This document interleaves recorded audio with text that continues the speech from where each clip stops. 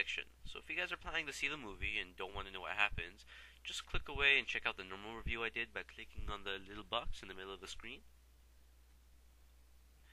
And now, as I said earlier, I will do the spoiler section.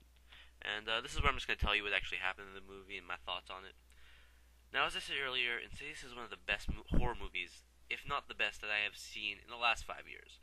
The main reason I enjoyed it so much was that it wasn't the exact normal plot of a ghost or possession movie, yet it wasn't so radically different that I think people would have to take time to get used to the idea or learn to understand what was going on, sort of like the happening. It was simple, felt like the norm, but it was different. The main storyline is a family that moves into a new house, and while one of the sons is playing alone in the attic, I know, real safe, he's attacked by a demon and hits his head. Later that night, he goes to sleep. Now, here is where it gets a little different and weird.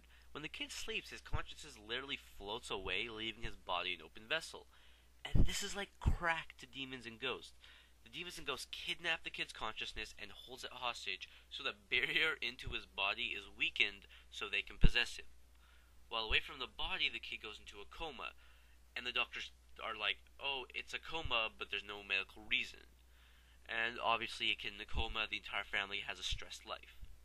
The mom goes crazy when other ghosts start coming around and doing ghost stuff, like throwing stuff, glimpses as they run by, and like terrifying dreams happen. This is where the movie actually gets pretty awesome, as the actual scary moments are scary. There's a point where the wife is sleeping alone because she's mad at the husband, and she sees a figure just pacing back and forth outside her window. And back and forth and back and forth, and she gets closer and closer. And as the figure just passes by, when it's supposed to pass by again, it's just in the room and just attacks her right away. And this dude looked like Dracula after he came out of a burn unit. It just looked creepy.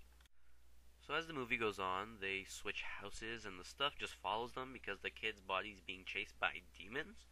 And at this new house, we meet the father's mom, the grandma, who's like the spiritual Hispanic lady. I don't know, she looks Hispanic, but she's like white because her son's white. I don't know, maybe he's a halfer. Doesn't really look like it. Getting off topic. And she had a dream about the son in a coma where she sees the lead demon, which looks like a mix of Darth Maul, Freddy Krueger, and Edward Scissorhands. So in fear, the grandma calls her friend, who's like a psychic lady. And this lady is the creepy old white lady that's in so many movies, but she has these two assistants there for, I think, comic relief, who turn out to, they're funny. I'm not gonna lie, they were pretty funny at times. But it turns out also that this old lady saved the father who had the exact same thing happen to him, where this creepy old dead lady became his friend in the nether, which is what they call the ghost world, and was trying to take his body. And the mom had like 30 pictures of his childhood where there's this creepy old dead ghost behind him, trying to get at him while he was awake, because ghosts show up in pictures.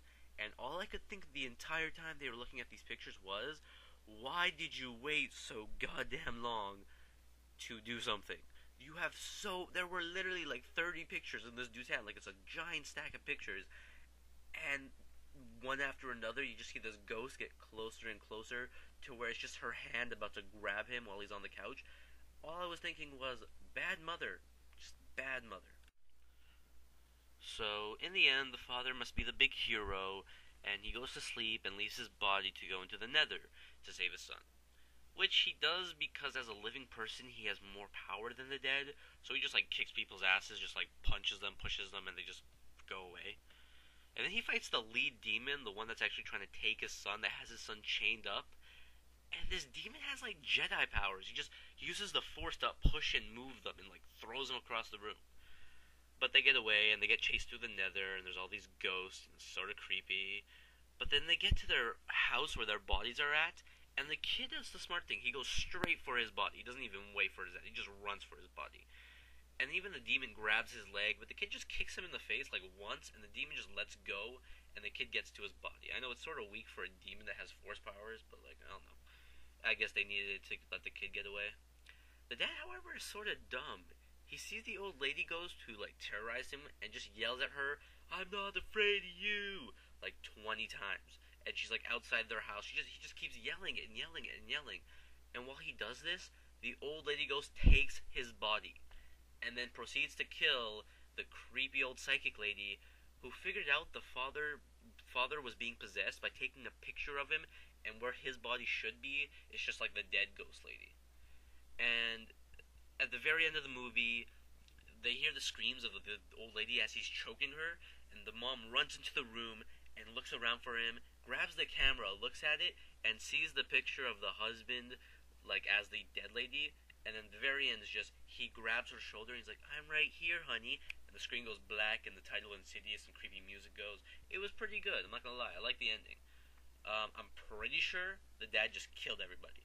I can't be 100% because they don't show it, but I'm like 99% sure the dad just kills everybody. In the end, though this movie had some points where the story could have been done better, I think that they were put in just to make sure that the story was a little more fluid and there wasn't just this random stuff happening and the odds would play fill in the blanks and guess what was happening why.